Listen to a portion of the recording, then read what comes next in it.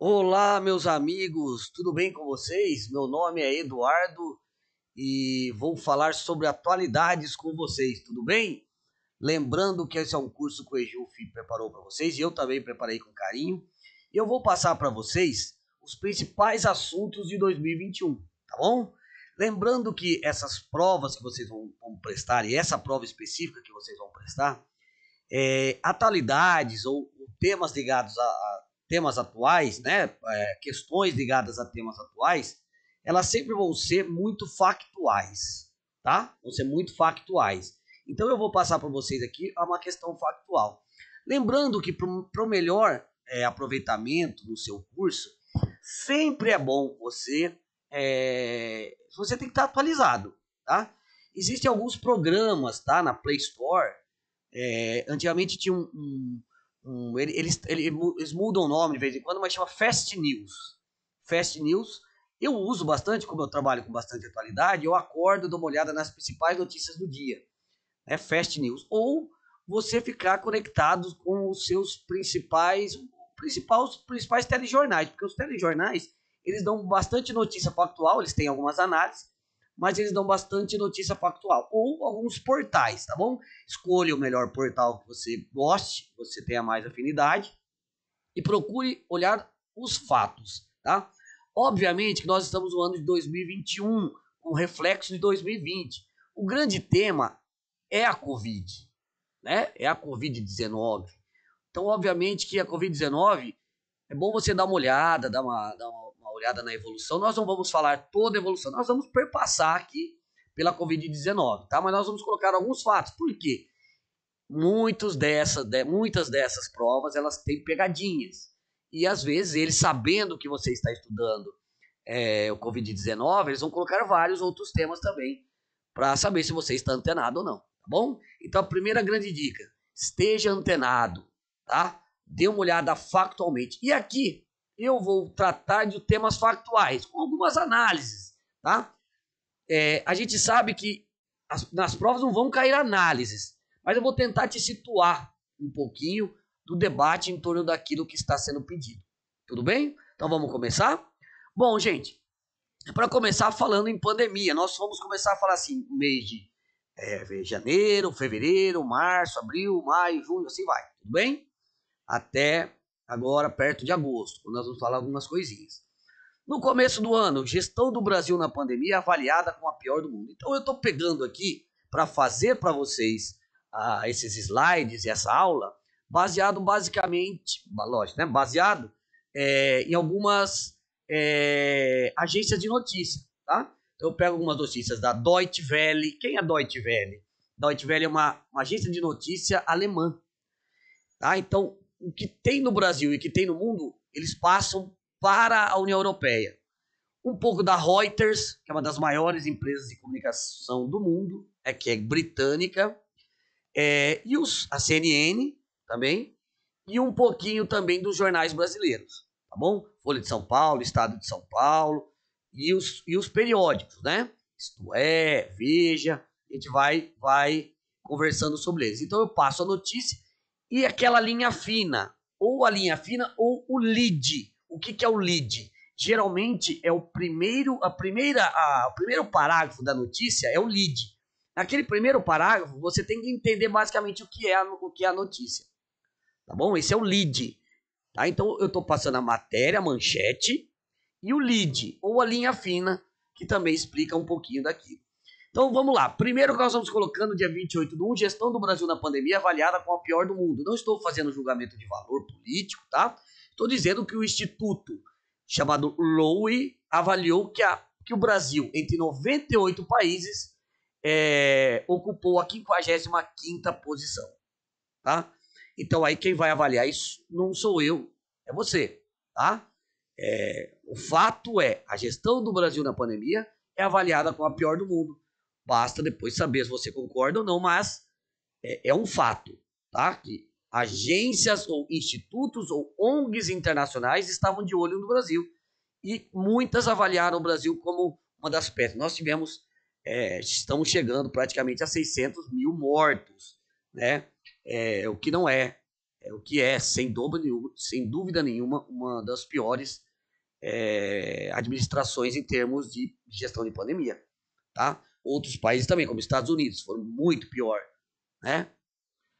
O mundo supera 100 milhões de casos de Covid ali no final de janeiro, tá? Também uma universidade chamada John Hopkins vai dizer, olha, chegamos aos 100 milhões de casos, não são de mortes, tá? 100 milhões de casos, ou seja, estamos com uma pandemia, ela não é tão agressiva quanto foi a gripe espanhola. Lembrando, a gripe espanhola foi uma pandemia lá em 1918.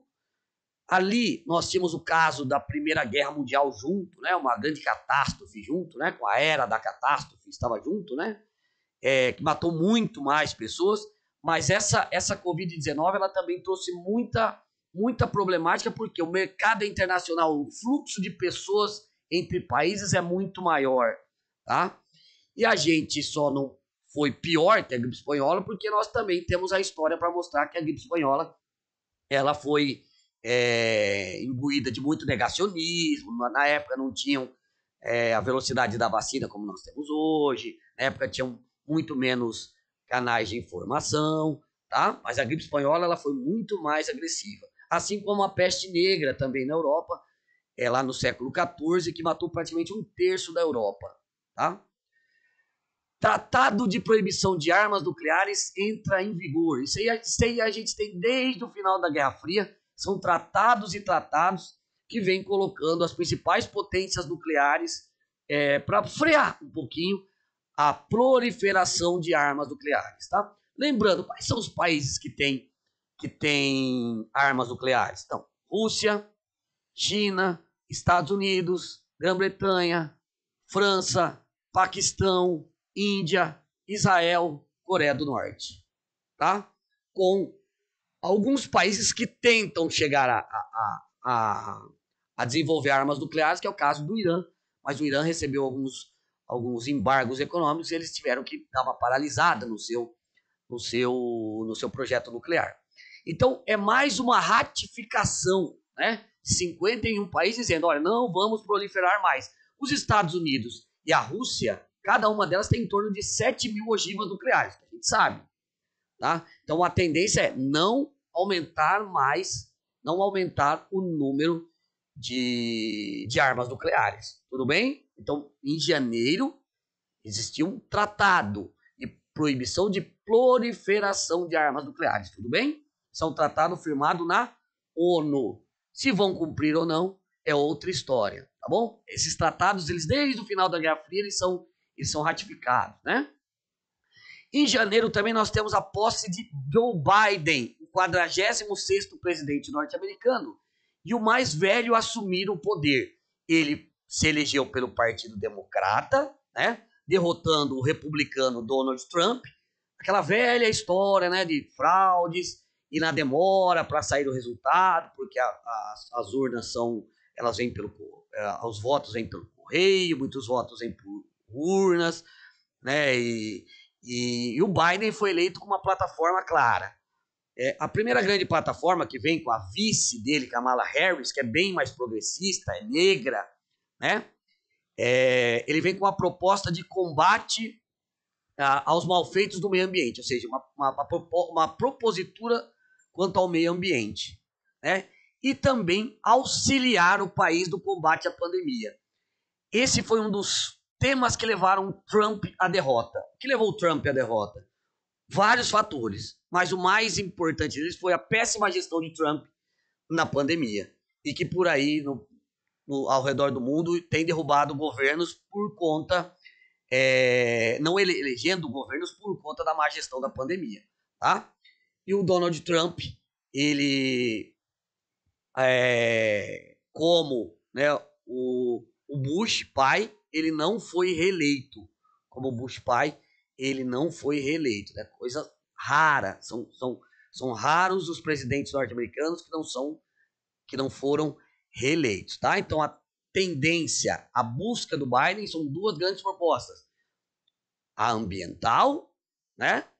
Trazer de volta os Estados Unidos para o debate ambiental, e esforços para combater a crise da pandemia.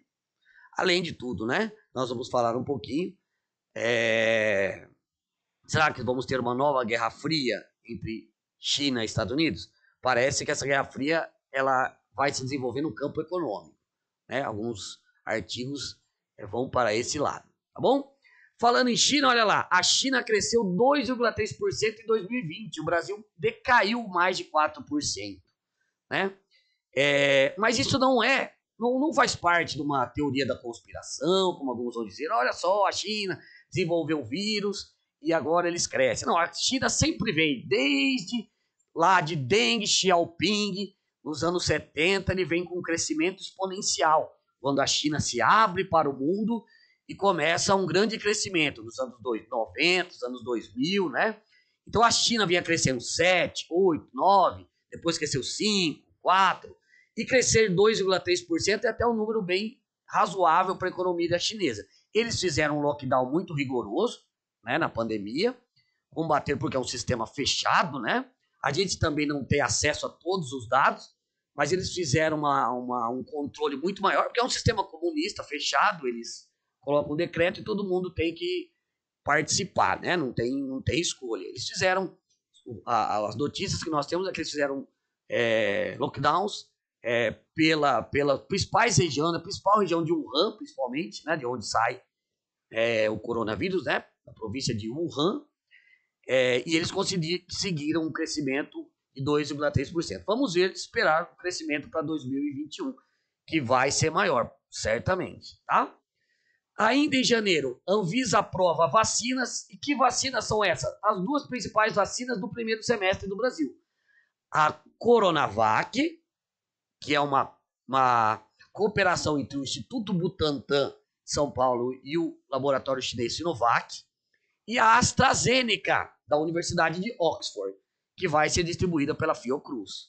Tá? Então, em janeiro, nós vamos ter aprovação das vacinas. Aí vem o velho debate, que eu acho que aí não vai entrar nas provas, né? Debate, compramos logo, aprovou logo ou não aprovou, deixamos de comprar vacinas, não deixou. O fato é que em janeiro de 2021 nós tivemos a aprovação das duas importantes vacinas do primeiro semestre, porque agora no segundo semestre nós já temos a Pfizer, né? Agora no finzinho do primeiro semestre, para o segundo semestre a Pfizer, né? Já temos a possibilidade de outras vacinas entrar no mercado brasileiro, mas as duas mais importantes foram aprovadas em janeiro, Coronavac e a AstraZeneca. A AstraZeneca foi a que eu tomei, tá bom? Se você acha que é só no Brasil que existem problemas de corrupção, maus tratos com o governo, não, olha só na Holanda. O primeiro-ministro holandês, Mark Rutte, anunciou a renúncia de seu governo, assumindo a responsabilidade por um escândalo de que milhares de famílias, muitas de origem estrangeira, foram falsamente acusadas de fraude no recebimento de benefícios sociais e injustamente obrigadas a pagar milhares de euros cada. Ou seja, um grande erro administrativo, né? Então, um erro administrativo que não pode ser considerado como uma fraude, nada disso, mas por ter dado um escândalo, né, e causado prejuízo a muitas pessoas, o governo holandês, que é parlamentarista, o primeiro-ministro pediu a renúncia, tá? Apoiadores de Trump, ainda em janeiro, invadem o Congresso dos Estados Unidos. E aí tem um pouco de culpa do Donald Trump, né? Porque Donald Trump foi para as redes sociais, né, e disse o seguinte: olha, nós vamos ter uma votação lá no Congresso, né? Uma votação que vai definir os rumos, se vai ser outorgado ou não as eleições, né? E aí os seus apoiadores entenderam o quê? Entenderam, olha, vamos invadir o Capitólio, que é o Congresso dos Estados Unidos, tá? Apesar de Donald Trump tentar dizer, nossa, eu não tive nada a ver com isso, isso mostra como falas de presidentes são importantes. Eles não podem falar qualquer coisa ou insinuar qualquer coisa, né? São muito importantes, porque parte da população ela sempre apoia os seus líderes, né? E aí nós tivemos um caso lamentável de uma parte da população, um grupo invadiu o Capitólio, alguns foram mortos, policiais feridos, E foi um fato que envergonhou muito os norte-americanos, porque eles se gabam, né? Eles têm muito orgulho da democracia deles, né? E isso é um atentado à democracia, né? Invadir um espaço de votação de representantes do povo. Isso é uma ruptura institucional, tá? Então aconteceu em janeiro essa invasão dos apoiadores do Trump ao Congresso dos Estados Unidos. Outra notícia: Justiça britânica rejeita a extradição de Assange. Quem é Assange? Dois grandes nomes aqui a gente tem que entender. O primeiro do Snowden. Quem é Snowden? Snowden foi um funcionário, né, do serviço secreto norte-americano que vazou informações de espionagem, que os Estados Unidos estariam espionando grandes líderes mundiais. Muitos desses vazamentos foram para um site do Julian Assange chamado Wikileaks, né? Foi o escândalo do Wikileaks, que aí na época nós ficamos sabendo que os Estados Unidos rastreavam, né, conversas da presidência da República, a dona Dilma, rastreavam o Papa, rastreavam Angela Merkel, que é a premier alemã, né? E quem é Assange? Ele é o dono desse site. Ele estava asilado, né? Asilado na embaixada equatoriana em Londres. Você sabe muito bem, quando você está dentro de uma embaixada, é como se você estivesse no próprio país. Enquanto o governo equatoriano concordou, ele ficou na embaixada equatoriana. Só que no Equador mudou-se, né? Tivemos uma mudança de governo e o governo mais conservador que entrou no Equador resolveu, pediu para que o Assange se retirasse, né, da embaixada. Foi quando ele foi preso pelos britânicos. Está preso pelos britânicos. E agora, em janeiro, os norte-americanos querem a extradição de Julian Assange para os Estados Unidos, para que ele seja julgado nos Estados Unidos. A justiça britânica alegou o risco à vida do Julian Assange e não permitiu com que ele fosse extraditado. Tudo bem? Então, Snowden, inclusive se você quiser saber mais sobre Snowden e todo esse caso do Wikileaks, tem uma série na Netflix chamada Snowden e conta todo esse caso do vazamento de informações secretas dos Estados Unidos que foram parar nesse site Wikileaks. Tudo bem? Adeus, União Europeia. No começo do ano, principalmente no primeiro dia de ano, o Reino Unido, não só a Inglaterra, o Reino Unido, ele sai da União Europeia, o famoso Brexit. A partir do Tratado de Lisboa, eles deixaram o bloco, eles já não compartilhavam das questões da moeda, né? Então, eles não compartilhavam do euro, mas compartilhavam de uma zona econômica comum e zona cultural comum, tá? Nós tivemos, então, agora no início do ano, o Brexit, a saída do Reino Unido da União Europeia. Quem ficou na União Europeia como dois grandes líderes agora? França e Alemanha. A gente ainda não tem como avaliar se a saída do Reino Unido da União Europeia foi benéfica ou não, por conta do ano de pandemia. Nós só vamos saber daqui 2 ou 3 anos para saber se as empresas continuaram, porque muitas empresas tinham anunciado que iriam deixar o Reino Unido, né? E muitos países também anunciaram que iriam diminuir as negociações com o Reino Unido. E o Reino Unido ia ter que começar a fazer uma série de acordos bilaterais, né? Ia ter que fazer um acordo com a União Europeia, um novo acordo com os Estados Unidos, um acordo talvez com o Mercosul.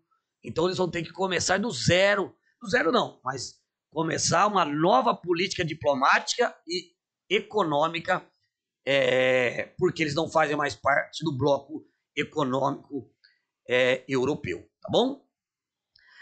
Câmara dos Estados Unidos aprova um pacote de estímulo de 1,9 trilhão. não é para um, não são para dois, não são para três, são para vários anos, tá? E é um montante enorme, 1,9 trilhão de dólares para combater o final da pandemia. Algumas pessoas têm dito que isso é o novo New Deal. O que é o New Deal? New Deal foi aquela ajuda do governo norte-americano ao final da Primeira Guerra Mundial, quando os Estados Unidos quebraram, né, por conta de uma crise na Bolsa de Valores, e o governo injetou muito dinheiro nos bancos, injetou dinheiro na economia, e alguns estão chamando desse novo pacote de New Deal. Era um compromisso do Biden, e em fevereiro ele anunciou, né, esse subsídio do governo, ou seja, o país mais liberal do mundo, que se considera o país mais liberal do mundo, agora tem uma grande interferência no Estado da sua economia, seja para patrocinar bancos, seja para patrocinar empresas que tiveram prejuízos, seja para subsidiar a agricultura, tá bom? Então a notícia é essa: Câmara dos Estados Unidos aprova pacote de estímulo de 1,9 trilhão, tá? Uma outra coisa que também está meio apagada, mas as pessoas às vezes se esquecem, são essas coisas que esses concursos adoram pedir, coisas no meio, que acontece no meio do cenário mundial, e esse aqui é um deles. Alguém já ouviu falar em Mianmar? Mianmar é um país que fica lá no leste asiático.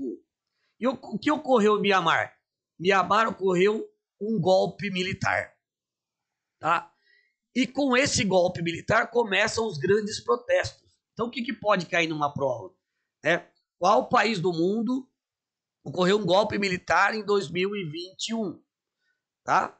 Mianmar. E os protestos que vão acontecendo em Mianmar. Obviamente a gente não teve tanta repercussão porque nós estamos tendo a repercussão da Covid-19 nos nossos telejornais. Tá? Mianmar, 2 mortes, dezenas de feridos durante protesto em Mianmar, por conta do golpe militar que o país sofreu. Tá bom? Outra coisa que eu coloquei aqui: robô da NASA pousa na superfície de Marte. Nossa, mas isso aqui é uma notícia? É uma notícia, sabe por quê?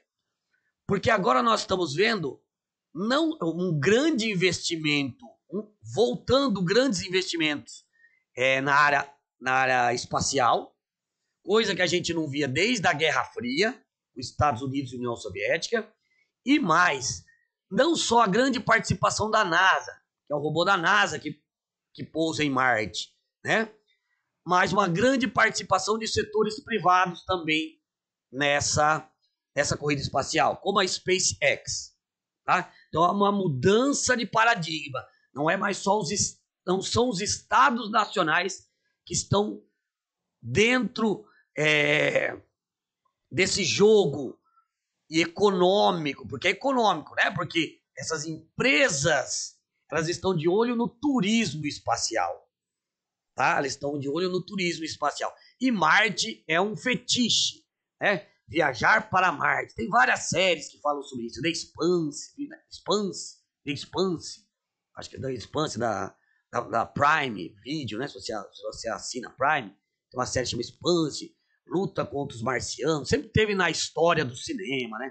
Luta contra os marcianos, né? Então Marte é um marco para a questão espacial, né? Juntando com esse temperinho que agora empresas como a SpaceX estão tentando explorar esse setor de viagem espacial, né? Explorar comercialmente, né?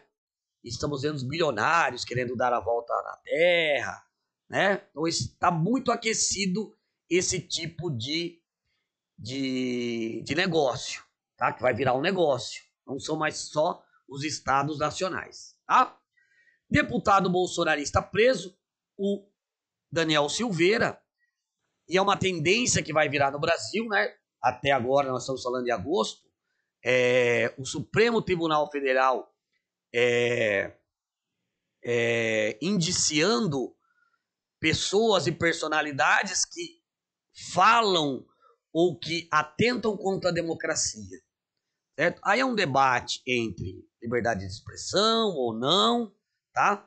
O problema é que esse deputado bolsonarista ele fez uma ameaça muito clara ao ministro Alexandre de Moraes. Eu sei onde você mora, sua família, aquela coisa toda, que aí não teve jeito, ele foi preso. Ele foi preso em fevereiro, e aí ele foi preso num batalhão da polícia militar, porque ele é militar, e logo ele foi para casa com uma tornozeleira. O Ministério Público detectou, a Justiça detectou que ele não estava fazendo bom uso da tornozeleira. E aí ele voltou para as grades. E é uma tendência que vai se tornar no Brasil, né? Pessoas que estão atentando contra a democracia, e a justiça brasileira ela está agindo. Aí é com você. Se você acha que a justiça está agindo de forma certa, de forma errada, tá bom? O fato é que 17/2 nós tivemos a prisão do deputado Daniel Silveira por atentado à democracia. O outro caso que eu chamo a atenção foi também muito discutido na Europa. Rapper é preso na Espanha e tem a ver com essa questão de liberdade de expressão. O que esse rapper fez? Ele em suas músicas atacou a monarquia, lembrando que a Espanha é uma monarquia. E aí ele foi preso por conta disso, geraram muitas manifestações pela soltura do rapper, né? Então não é só no Brasil que nós temos demonstrações de pessoas indignadas com o governo ou atentam contra. Aí é uma questão também para os europeus, para a justiça europeia atentar contra a democracia, para a justiça espanhola, no caso, é um atentado à democracia depreciar a monarquia, né? Depreciar a monarquia. Até um contrassenso. Só que vem uma outra coisa aqui. Ele é rapper, né? E vai entrando numa discussão, tem uma discussão aqui no Brasil, é muito interessante que nos últimos 2 anos nós tivemos projetos de lei tentando criminalizar o funk. Assim como nós já tivemos no Brasil uma criminalização do samba, tivemos a criminalização no começo do século XX no Brasil, da capoeira, do samba, né? E, então entrou nesse debate também, em fevereiro, o debate sobre a criminalização dos tipos de música. Tem pessoas que acham, olha, o funk ele extrapola, né, a música, ele vai para um lado de uma sexualidade, também vai para o lado da apologia às drogas. Aí também é uma questão de opinião que não vem ao caso. O caso é que esse rapper, o nome dele é Pablo Hassel, tá? Eu coloquei aqui porque ele foi muito debatido na Europa e muito debatido aqui no Brasil também por conta de liberdade de expressão, tá bom? Draghi será o novo primeiro-ministro da Itália. Por que eu coloquei ele? Bom, a Itália muda de primeiro-ministro. Esse é o primeiro-ministro que ele também tem pautas diferenciadas. Ele tem 2 novas pautas. Uma pauta ambiental, ou seja, olha só a volta da pauta ambiental no meio geopolítico, né? E uma pauta de fomentar o turismo. A Itália, quase 15% do seu PIB advém do turismo, né? As visitas dos históricos de Roma Antiga, né? O próprio Vaticano, né? Que está em Roma. Então, o Draghi, né? Só para você saber, esse primeiro-ministro da Itália, ele tem uma nova pauta e ele é o novo ministro da Itália, né? Superando uma antiga oligarquia que vinha no poder já há algum tempo, tá? Eurodeputados pedem renegociação de acordo com o Mercosul. Nós estávamos muito perto nos últimos anos do Mercosul firmar acordos com a União Europeia. Estávamos muito perto de firmarmos. O problema todo é que o tipo de diplomacia brasileira praticada pelo governo é um tipo de diplomacia mais agressiva. Ela era mais próxima de Donald Trump, né? E foi muito agressiva no começo do governo atual quanto a líderes europeus. No caso do presidente brasileiro ofendendo a primeira-dama da França, E você sabe, a França e a Alemanha, elas são essenciais para a União Europeia. Mas não foi por isso que isso ajudou, mas não foi por isso que a União Europeia não avançou com as negociações do Mercosul. As negociações que não avançaram com o Mercosul foi aqui, ó, por conta da proteção ambiental, né, defendida por 65 eurodeputados. Eles vão dizer, o Brasil não está cuidando de suas matas, o Brasil não está cuidando de seus animais, o Brasil não está cuidando do meio ambiente. Tá? E esse vai ser um problema em que a imagem do Brasil vai ser manchada com isso. Tá? Então, o Mercosul estava próximo ali no começo do ano, até o final do ano de 2020, em fechar um acordo com a União Europeia. Mas as questões ambientais estão travando vários e vários acordos brasileiros. Tá? Outra, em fevereiro, Rodrigo Pacheco é eleito presidente do Senado, lembrando que o Senado é uma das casas principais da República Brasileira. Rodrigo Pacheco se torna o presidente do Congresso. É o presidente do Senado que é o presidente do Congresso. E é o Senado que avalia e julga méritos da parte diplomática, né, e questões relativas aos estados. Inclusive, esteve na pauta semanas agora atrás o impeachment de um presidente do Supremo Tribunal Federal. É o Senado também que delibera sobre isso. E o Rodrigo Pacheco engavetou. Né? O Rodrigo Pacheco negou esse pedido do presidente Bolsonaro em começar o processo de impeachment de um ministro do STF. Tá bom? Rodrigo Pacheco. Quem é o presidente da Câmara dos Deputados? Arthur Lira. Então, às vezes, algumas pessoas esquecem, né? Antigamente era muito nas escolas, né, principalmente na época do regime militar, as pessoas tinham que saber o nome do presidente da República, dos seus ministros, né? Então é sempre bom a gente saber aqui, a gente não sabe o que esses concursos vão pedir. Rodrigo Pacheco, presidente do Senado. Arthur Lira, presidente da Câmara dos Deputados, tá bom? Ministro da Defesa anuncia novos comandantes. Foi um momento ali em março, né, no finalzinho de março, que é muito difícil de analisar, porque nós tivemos a troca de 3 ministros das 3 forças do Brasil. Então a gente, só a história nos dirá o que aconteceu, tá? Porque muito raro acontecer isso. A troca dos 3 comandantes. Às vezes você troca um, outro, mas nós tivemos a troca, o Ministério da Defesa trocou a liderança das 3 grandes armas, tá? Ali no final de março. Estamos em março. E em março ainda foi um dos meses piores para a Covid no Brasil. O Brasil supera o recorde de mortes por Covid-19 em 24 horas. E aí, março e abril vão ser meses de tragédia para o Brasil. Né? Até a gente começar efetivamente, começa com a vacinação de idosos, de pessoas com comorbidades. Nós só vamos ter um arrefecimento disso a partir de julho, agosto. Tá? Março e abril foram meses tenebrosos para as mortes de Covid no Brasil.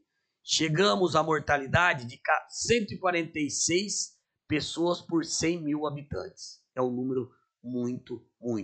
Chegamos aqui em março em 300 mil mortes. Tá? Em 300 mil mortes.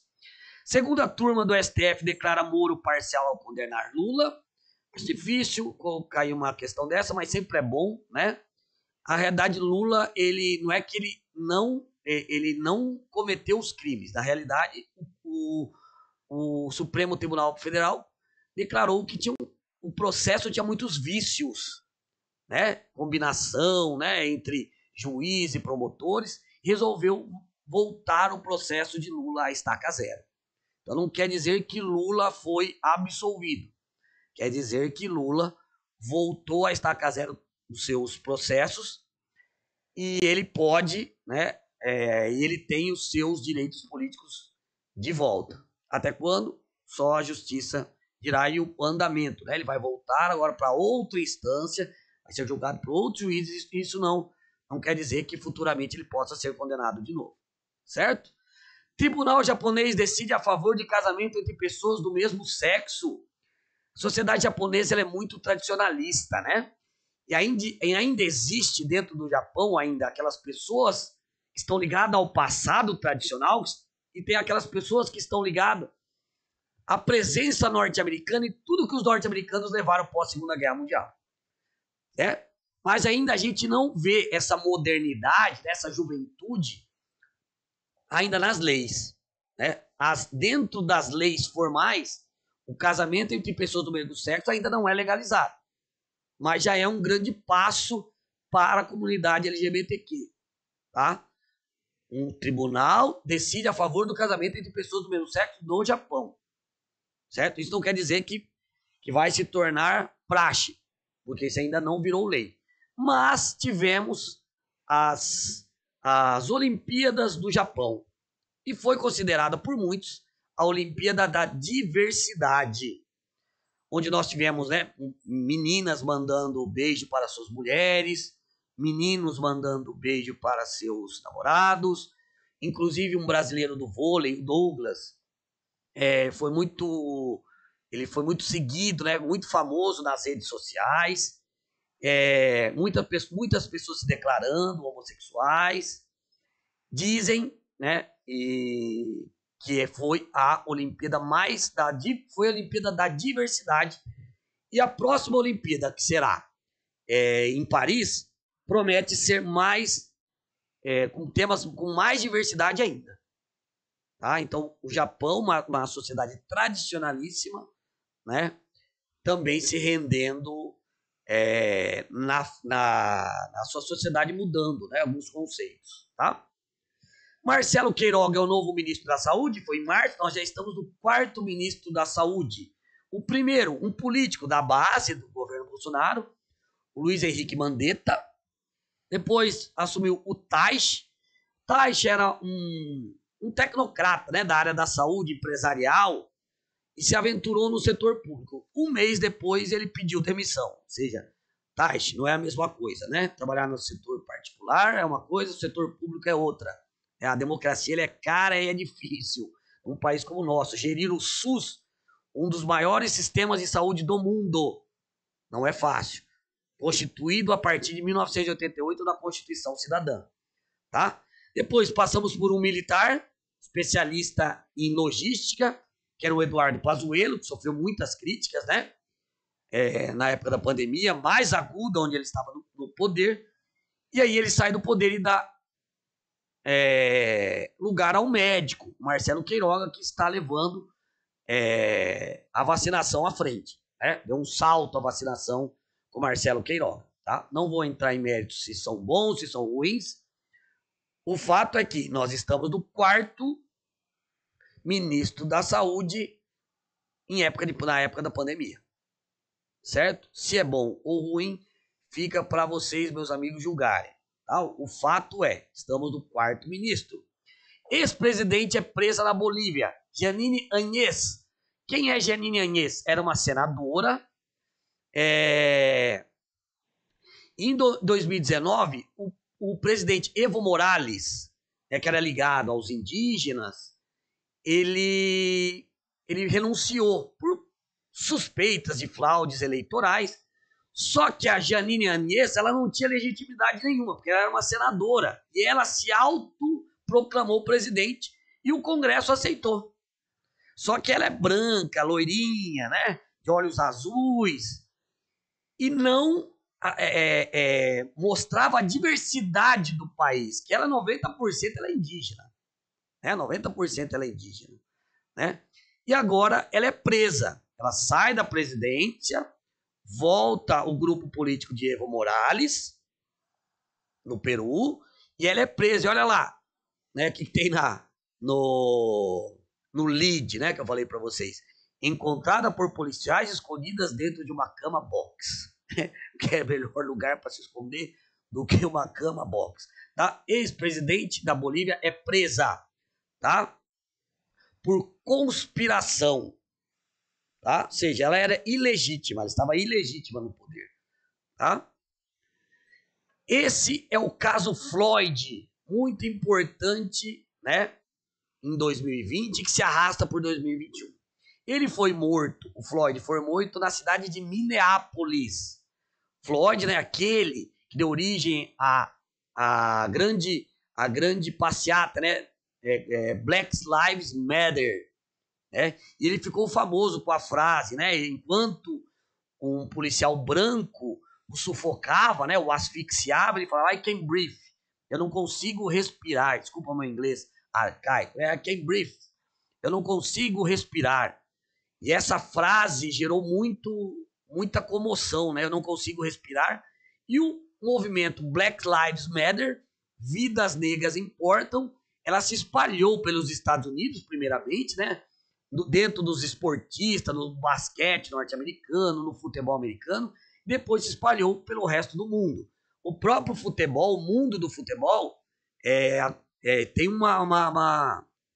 não só pelo George Floyd, mas é uma luta contra o racismo, né? Antes dos jogos de futebol, se ajoelham num ato contra o racismo, mas o caso George Floyd foi muito comentado e ainda é comentado até hoje na luta contra o racismo, tá?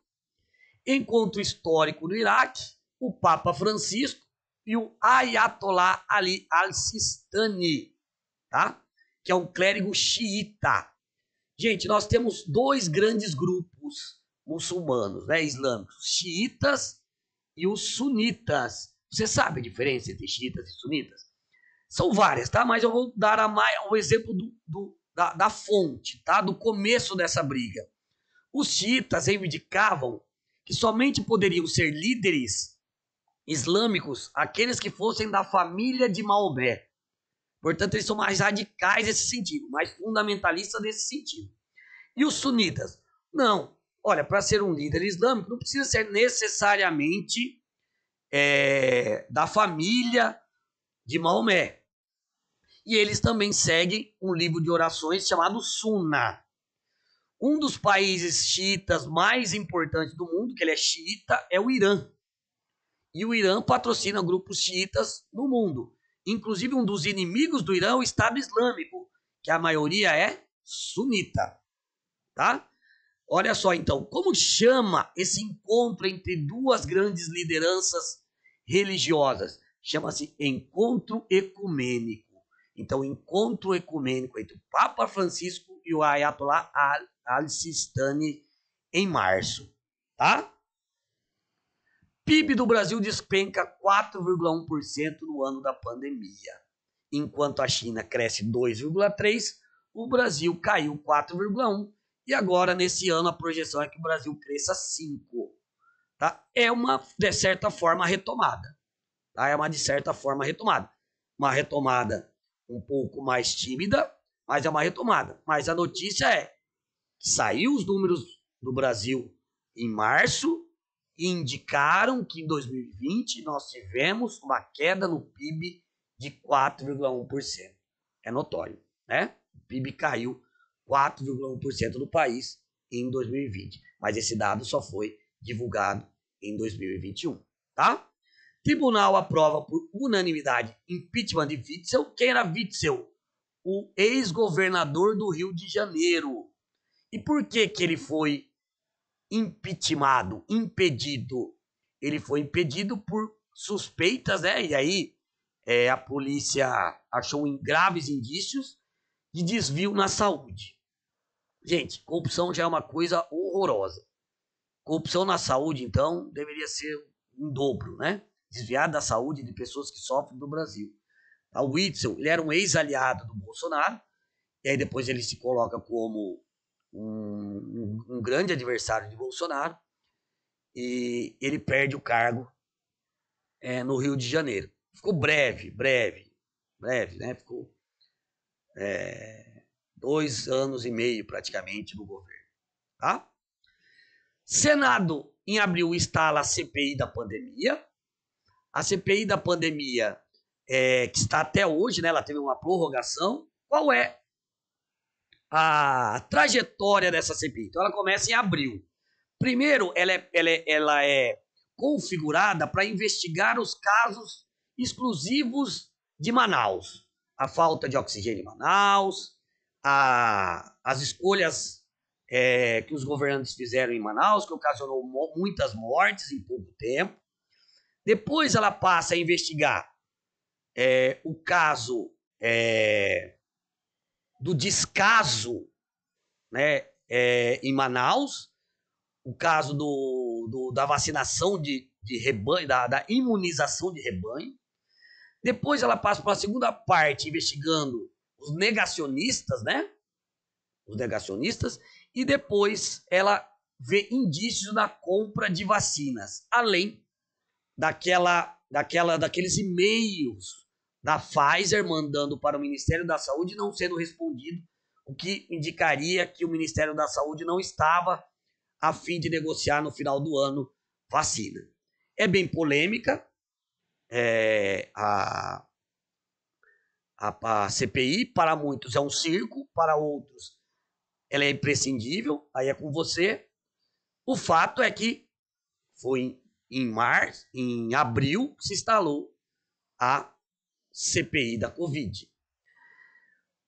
E abriu também os países do G20 reunidos na Itália. Na realidade, foi na Itália, mas foi online, né? Onde os principais países do mundo, as 20 maiores economias do mundo, inclusive a brasileira, reafirmaram metas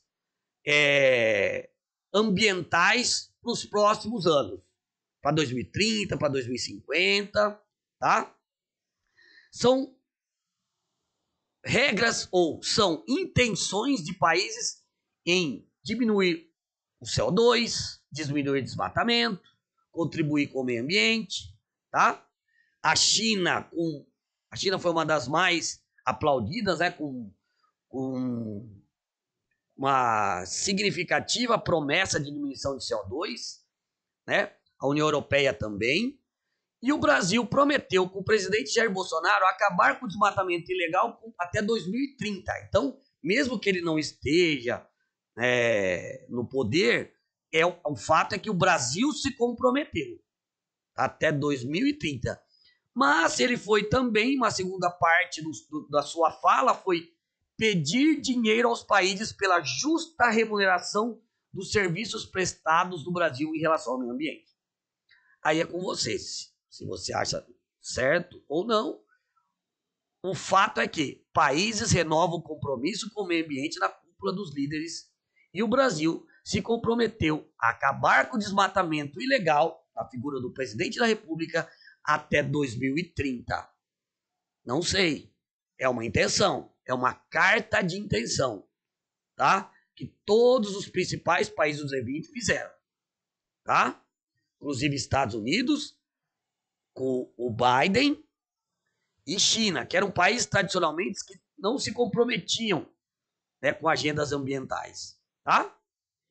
Tribunal dos Estados Unidos condena policial pela morte do George Floyd. Se foi um dia tenso nos Estados Unidos em abril, porque temos dois lados nos Estados Unidos. Temos os supremacistas brancos, que queriam a absolvição de Derek Chauvin, né, um policial, e o movimento liderado pelas partes progressistas queriam a condenação. Queriam a condenação. E foi um dia muito tenso para a polícia, porque era um dia que qualquer que fosse o resultado, poderia haver manifestações, tá? Mas, ao final das contas, ele é condenado, foi considerado um julgamento histórico, e condenado a mais de 20 anos, e a família ficou satisfeita, e os movimentos sociais também ficaram satisfeitos, tá bom? Mais uma notícia, em abril, fim da era Castro, né? Na realidade, Raul Castro já tinha morrido, né? O Fidel Castro já tinha morrido. Quem estava no poder era seu irmão, o Raul Castro. O Raul Castro deixa a presidência e também deixa a liderança do Partido Comunista Cubano. E quem entra no lugar? Esse cara aqui, ó, Miguel Díaz-Canel, é o novo líder, tá? Que chama atenção, então? Chama atenção que nós tivemos agora, no meio do ano, protestos em Cuba. E aí nós temos duas vertentes. Uma vertente mais à esquerda e uma vertente mais à direita. A vertente mais à esquerda vai dizer o seguinte: olha, os protestos, né, juntamente com o governo cubano, vão dizer: os protestos são financiados por pessoas que querem desestabilizar o governo, principalmente os Estados Unidos, contribuindo um pouco com a fala do Joe Biden, que foi uma fala dura, né, contra Cuba. E os mais à direita, centro, vão dizer: olha, a juventude cubana já não aguenta mais conviver com esse regime. Eles querem mais liberdade, tá? Fique você com as versões, aí você escolhe sua versão, mas é que agora Miguel Díaz-Canel é o novo presidente cubano, tá? E Raul Castro renuncia ao partido, né? E agora nós vamos ver novas diretrizes. No governo Obama, o Obama patrocinou a abertura da embaixada cubana em Washington e a abertura da embaixada americana em Havana. Donald Trump acabou com tudo isso, fechou de novo, e o Biden, pelo que parece, ele vai ter uma política bem anti-cubana também, tá? Lutando para a liberação da capitalização, né? Na verdade, acabar com o sistema comunista em Cuba. E aí é com vocês também a valoração desse fato, tá bem? Mas é um fato, fim da era Castro. Outro fato importante: família real se despede do príncipe Felipe. O príncipe Felipe, que era marido da rainha Elizabeth, ele não era rei, ele era consorte, tá? Por quê? Porque existe a família Windsor. E a família Windsor, se ele virasse rei, acabaria com a dinastia dos Windsor. Então, quando a Elizabeth II morrer, ela automaticamente vai passar a majestade para o seu filho, o príncipe Charles, aquele mesmo que foi casado com a Lady Di, com a Diana. Mas o que tudo indica é que Charles vai abdicar em favor de seu filho, né? Seu filho William. E aí nós temos a briga entre o Harry e o William, aquela coisa toda. Chama atenção porque os brasileiros sempre gostam de ver, né, os casos da família real, e mostrou muito na televisão, né? Foi um fato muito mostrado o funeral, né? E uma cena insólita, né? A rainha Elizabeth chorando, quietinha, num banco, sozinha. É um homem que ela morou, ela conviveu por muitos e muitos anos. O príncipe Philip era de uma família alemã, mas ele teve que mudar, né? A família dele teve que mudar o nome, meio que mudar o sobrenome para não ter aquela relação com a Alemanha, tá? Se você quiser saber mais desse período do começo das relações da Guerra Fria, indico uma série da Netflix que chama A Sombra da Guerra, que vai mostrar a reconstrução da Alemanha após a Segunda Guerra, tá? Então já indiquei duas coisas para vocês, hein? O Snowden da Netflix e A Sombra da Guerra também na Netflix, tá? Sombra da Guerra, uma série. O Snowden é um filme e A Sombra da Guerra é uma série, tá bom? Para você aí à noite começar a se atualizar. Apesar que era o final da Segunda Guerra Mundial, mas é bem legal entender as relações que se formaram ali. Biden confirma a retirada das tropas do Afeganistão. Vou falar um pouquinho depois do Afeganistão, uma das últimas coisas que eu vou falar. Quem vai colocar na pauta e vai negociar com o Talibã vai ser o Donald Trump. Tá? O Donald Trump que vai assinar a saída até 11 de setembro de 2021, 11 de setembro agora, a saída de todas as tropas norte-americanas. Então o Biden está cumprindo um acordo feito pelo Donald Trump. Ele tem sofrido muitas críticas, nós vamos falar um pouquinho dele ainda hoje, tá? Daqui a pouquinho. China vai permitir 3 filhos por família em maio. Há pouco tempo atrás era um filho só, política de um filho só, mas só que a questão socioeconômica da China é a China que se abriu para o mundo, lembrando, com Deng Xiaoping, vem vindo nos anos 90, nos 2000, e eles decaíram um pouquinho essa taxa de natalidade e agora eles estão permitindo 3 filhos por família. Até pouco tempo eram 2, tá? E agora estão permitindo. Qual é o país que está desenfreado?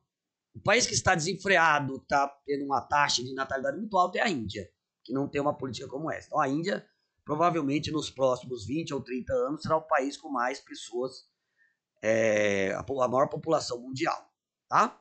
Nova variante do coronavírus é identificada no interior de São Paulo. No dia que eu estou falando aqui com vocês, estou falando no dia 31 de agosto, nós já temos a variante Delta, mas foi em maio que nós localizamos aqui em Araraquara, principalmente a P4, né? A P4, a variante, ou seja, isso indica que nós vamos ter que ficar sempre retomando doses, né? Isso indica, já tem a indicação de uma terceira dose e uma indicação para que todo ano a gente, como uma gripe normal, vai ter que ficar tomando, porque as variantes vão aparecendo, tá?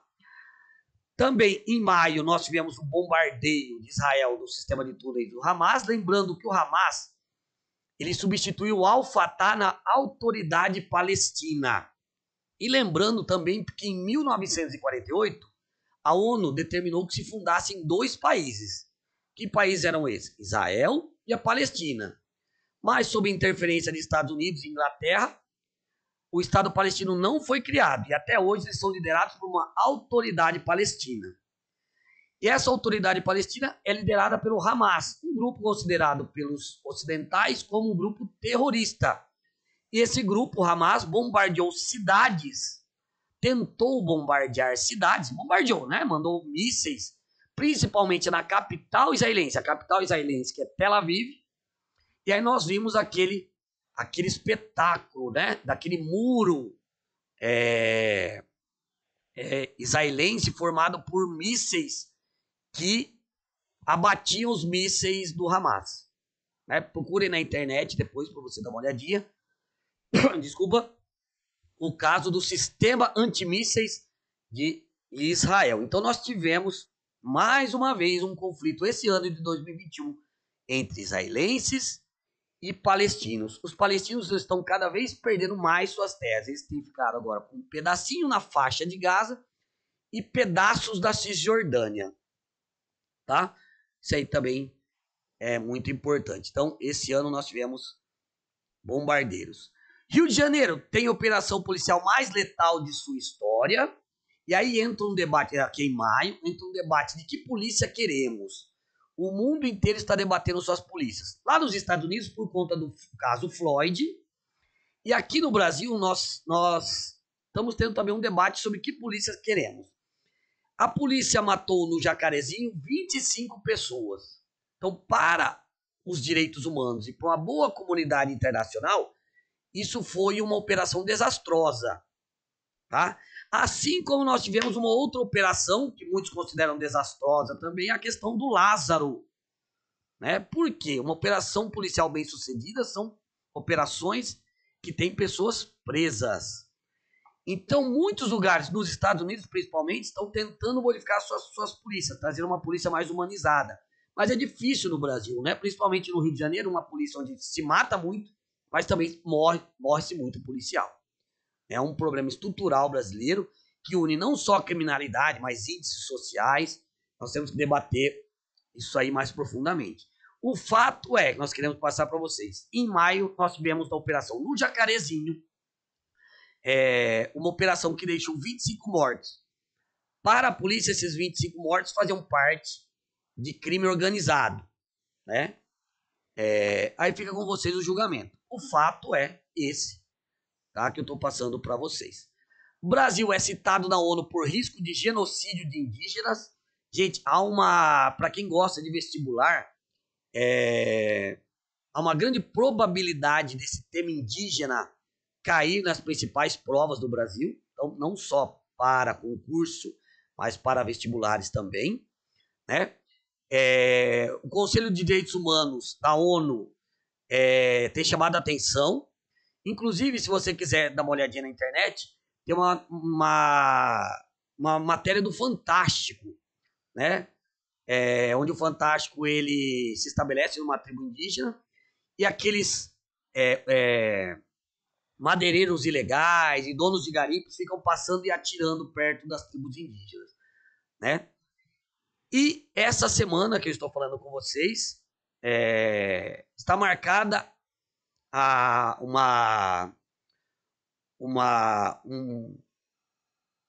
um julgamento no STF sobre o marco temporal das terras indígenas. Fique atento também, o marco temporal sobre as terras indígenas está, no momento que eu estou falando para você, estamos com indígenas acampados lá em Brasília, tá? Então a questão indígena também tem preocupado o mundo global, principalmente o meio ambiente, essa questão indígena tem prejudicado o Brasil, principalmente nos fundos verdes, porque hoje o capitalismo ele está girando em torno dos fundos, né? Está girando em torno dos fundos. Os fundos de investimento têm se tornado fundos de investimento verdes, que eles investem em lugares onde se preserva o meio ambiente, onde tem uma alimentação saudável, onde tem políticas públicas aceitáveis, tá? Então é muito ruim para a imagem do Brasil ser citado pela ONU aqui em junho por conta do genocídio indígena, tá? Por conta de questões ambientais, o ministro Salles, Ricardo Salles, foi demitido ou pediu demissão, a gente não sabe, né? Na realidade, oficialmente ele pediu demissão. E tudo tem a ver com uma questão que ocorreu lá nos Estados Unidos, de chegada de madeira ilegal nos Estados Unidos, que de acordo com investigações, Salles teria participado do envio, né? Da liberação da carga para os Estados Unidos. E aí, a sua imagem, que já estava desgastada no Ministério do Meio Ambiente, levou ele à demissão, tá? Em junho. Suspeitas de compra da vacina indiana, que é a Covaxin, está sendo alvo das sabatinas da CPI da Covid no Senado, tá? A gente sabe que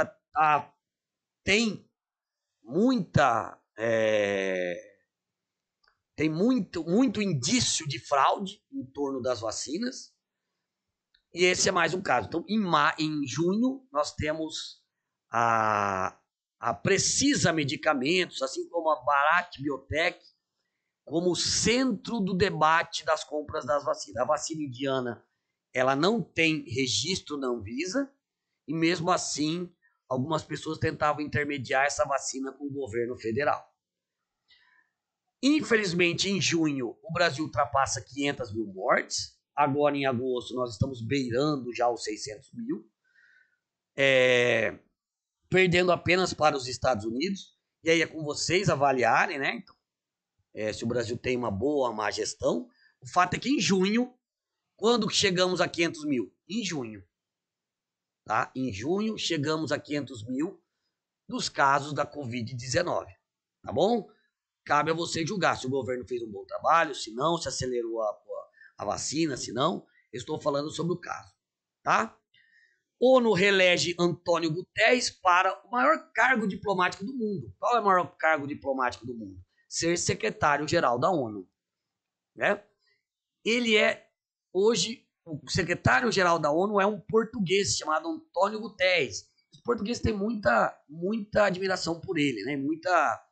Eles são muito orgulhosos de ter, né? Ele foi reconduzido, né?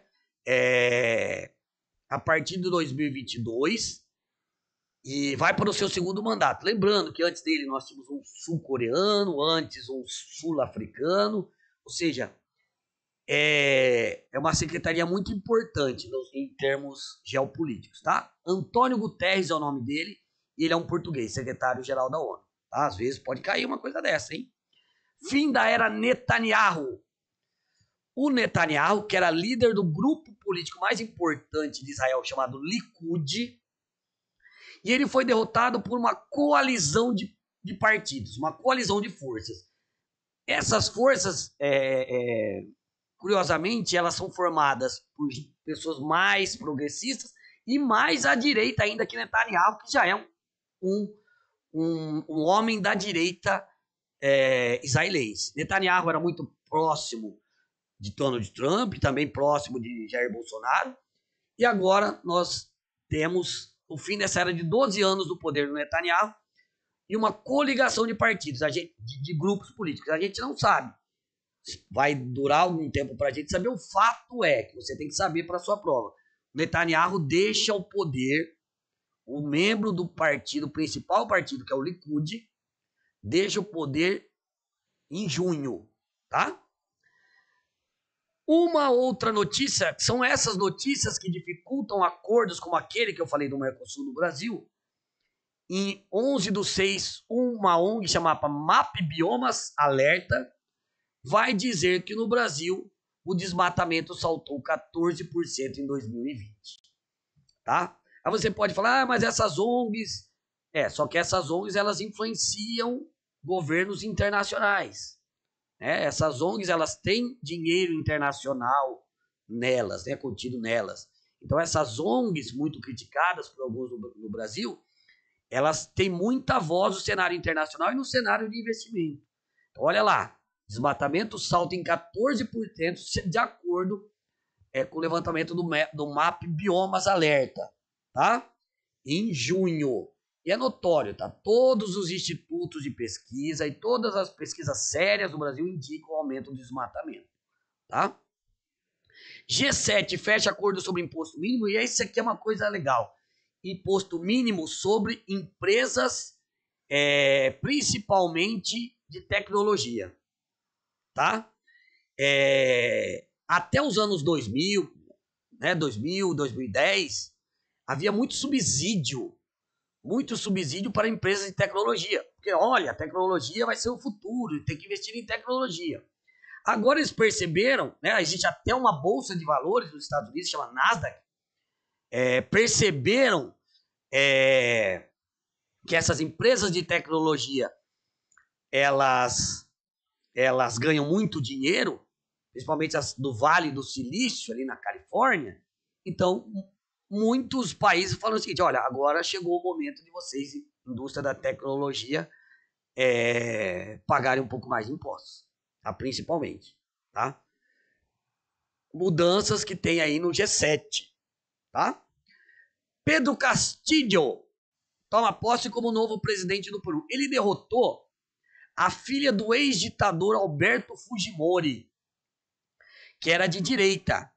E o Pedro Castillo era muito mais ligado às sociedades indígenas. Ele ganhou por uma margem muito pequena, 51-49, menos de 51%.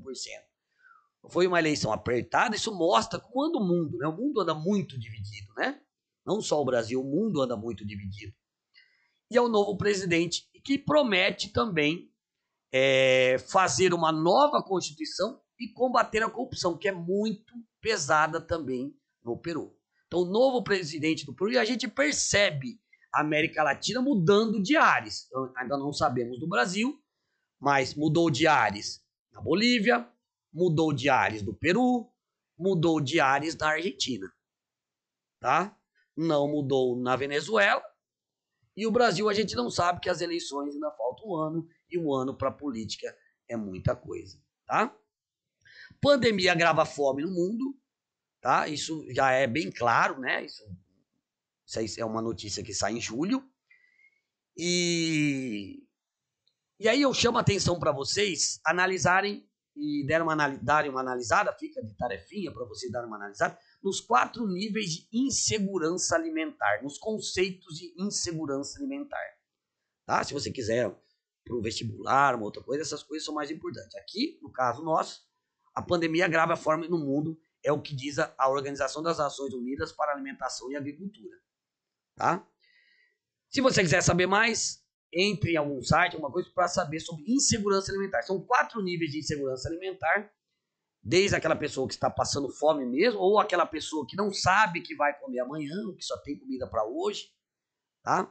Existem níveis de insegurança alimentar, tá bom? O fato é que a gente já sabia nisso, a fome agrava no mundo. Essa é uma notícia da Deutsche Welle, tá? De uma agência alemã, tá?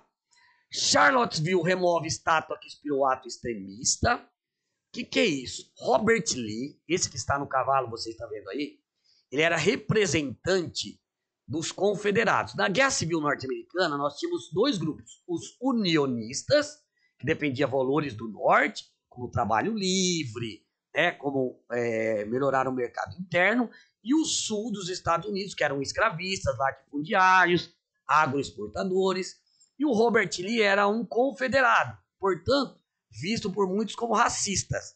Em muitas cidades dos Estados Unidos, nós tivemos estátuas depredadas ou até retiradas, porque boa parte da população não entende que essas personalidades possam ser inspiradoras. Aqui no Brasil nós tivemos três fatos.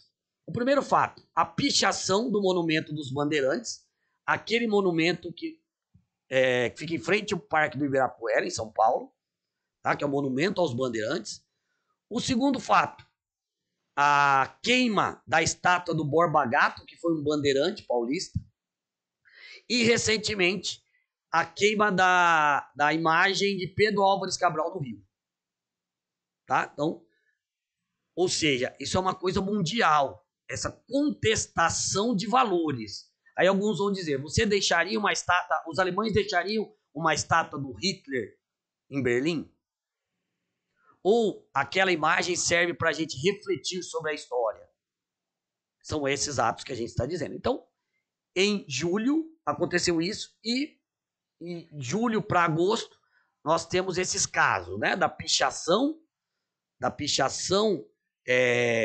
do Monumento Bandeirante em frente ao Ibirapuera, da queima da estátua do Borba Gato, que foi um bandeirante, e os bandeirantes tinham a característica de procurar ouro e escravizar índios, e o vandalismo de Pedro Álvares Cabral. Tá? Presidente do Haiti é assassinado no Haiti, piorando a situação do Haiti em julho. Tá? Já era bem ruim desde o terremoto, do furacão, né, e terremoto dos anos 2000, a presença brasileira, né, o general Heleno, aquela coisa toda. E agora o presidente Jovenel Moïse, ele vai ser assassinado e vai dificultar e piorar cada vez mais a situação do Haiti, que já é bem penosa. Tá? E aqui, a última coisa que eu vou falar com vocês é sobre o Talibã assume o controle do Afeganistão. Qual que é a história aqui? A história começa desde o final da Guerra Fria. Tá? No final dos anos 80, a União Soviética invadiu o Afeganistão, que era uma colônia britânica. Era uma colônia britânica, e aí a União Soviética invade o Afeganistão. Num contexto de Guerra Fria, os Estados Unidos começam a financiar grupos para derrubar o sistema soviético. Entre eles, um grupo chamado de Mujahidins. Mujahidins são alguma coisa como guerreiros de Deus, né? Combatentes de Deus. E muitos desses grupos foram treinados pelos Estados Unidos e muitos deles foram treinados também no Paquistão. Tá? No Paquistão. O que acontece? A União Soviética acaba em 1991, a partir de 1992 tem uma guerra civil, e em 1994, esse grupo de mujahidins formam, a partir do Paquistão, das escolas paquistanesas, por isso que Talibã quer dizer estudantes, em 1994 se forma o Talibã. Bom, não só o Talibã, vários grupos se formam ali para tentar, né, ter uma guerra civil, e o Talibã assume o poder em 1996. O que acontece em 2001? 2001, Osama Bin Laden, ele pratica junto com a Al-Qaeda os atentados contra as Torres Gêmeas e muda a geopolítica do mundo. A partir de agora, o homem mais procurado do mundo é Osama Bin Laden. E para onde ele vai? Ele vai pedir abrigo para o Talibã. Foi quando os Estados Unidos, em 2001, invadem o Afeganistão e tira o Talibã do poder. Né? No final das contas, Osama Bin Laden vai ser morto no Paquistão e os Estados Unidos permanecem com a ocupação durante 21 anos e agora, em 2020, o Donald Trump assume o compromisso de retirar as tropas e agora nós estamos vendo a retirada das tropas pelo Biden. O problema é que não tem só o Talibã. O Talibã tomou o poder com a saída dos norte-americanos, mas tem lá vários grupos, o Talibã, temos o Estado Islâmico, né? E da onde eles tiram seu dinheiro, o Talibã, para controlar tudo? Do ópio, principalmente. O tráfico de droga, nas plantações e como se fossem milícias das grandes cidades. E agora nós estamos vendo os Estados Unidos retirando suas tropas e o país entrando num caos. E é o que a gente vai ver nos próximos dias. Tá bom? Gente, era isso que eu tinha reservado para vocês. Obviamente que essas são as principais notícias, tá bom? Espero que vocês tenham gostado. Acompanhe a gente aqui no canal do Ejuf e futuramente vamos fazer mais vídeos sobre geopolítica e as coisas que acontecem no Brasil. Tá bom? Um beijo no coração. Fiquem com Deus. Deixa eu pegar aqui o meu mouse. Opa. Muito obrigado. Um beijo.